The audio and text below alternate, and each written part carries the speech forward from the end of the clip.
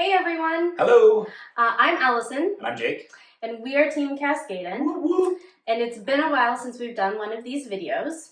It's kind of been a crazy roller coaster of a ride the last few years. Oh yeah. Some of you might relate to that. But today we wanted to share a little bit more about our new named philosophy, Do Less Better, what it means to us and why we're embracing it wholeheartedly. So Jake, what does Do Less Better mean to you? Alyson, I'm really glad you asked me this question. And super surprised. So Do Less Better is, to me as a philosophy, is really about being intentional about the work that we do.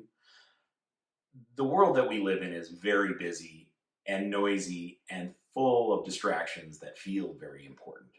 So we must give consideration, reorganization, and prioritization to the work that we do so that we can really get back to the things that are most important to us. And so as entrepreneurs, the two of us, and it's not exclusive to entrepreneurs, but as entrepreneurs, there is always a tension between achieving our goals and avoiding burnout. Yeah, and if you've been following us, you might have seen that I'm sharing a little bit more about my own burnout journey, which might sound familiar to you, or maybe you're experiencing it. And there's a lot of conversation right now around burnout and how do we recover from it, and then how do we prevent it in the future?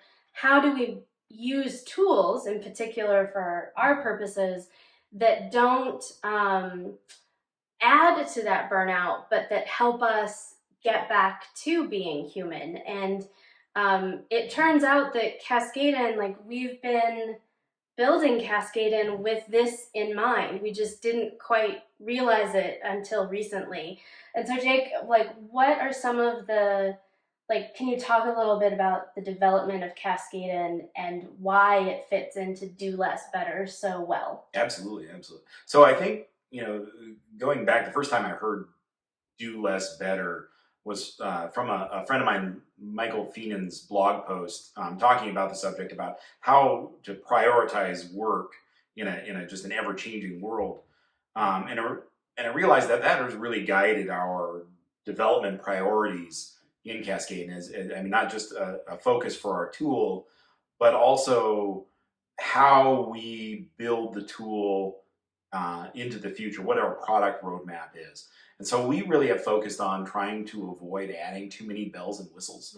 Mm-hmm. We recognize that in the project management, task management, to-do list space, there are a lot of really powerful and really complex tools out there. And they have all those bells and whistles.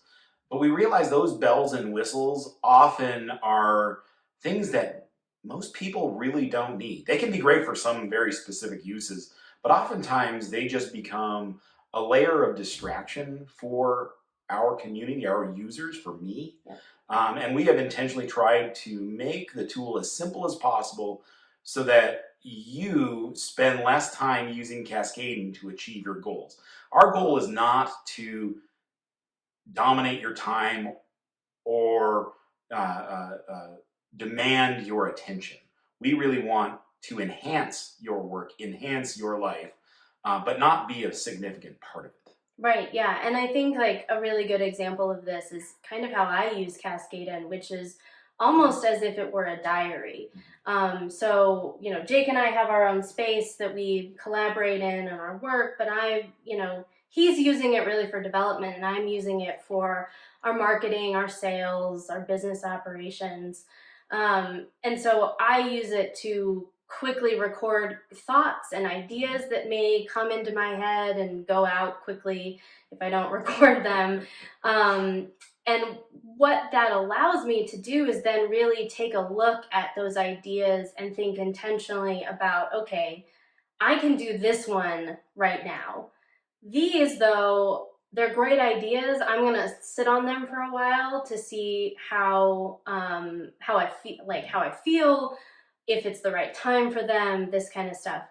And the best part about Cascadin is that it's not screaming at me all the time to tell me I'm not doing something. And that is also some of the intentional design that you've done with Cascadin. Absolutely, and I think that's a good call out of one of the features that we have is it's our notification system. We really we redesigned it about a year ago now to really reduce the noise level of Cascading, so that you as a user aren't overwhelmed by notifications. You can see what's most important to you. You can quickly evaluate what your team members are doing that need your attention, but it's not something that is going to always grab your time and attention, because again, by making it less noisy, you can really focus on what's most important to you at that time. It might be putting stuff into Cascade, but it also might be interacting with your customers, with your community, with your friends and your family. And that's not something that Cascade should get involved or get in between. Right, absolutely. So, in a way, like this do less better philosophy and how we've designed Cascadin is really for intentional use and not to distract, not to pull you away from your life, your work, your humanity, really, as corny as that sounds right now.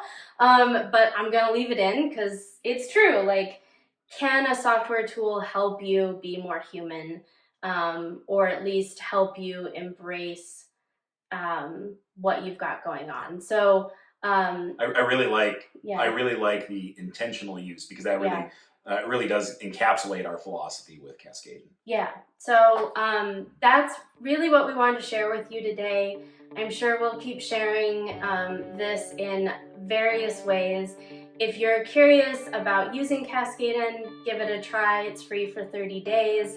We'd love your feedback and input, and we'd also love to hear from you how you are doing less better in various aspects of your life and work. And so do reach out. We're here. We're interested in hearing from you and learning from you. And thank you so much for your time, and we'll see you next time. Bye.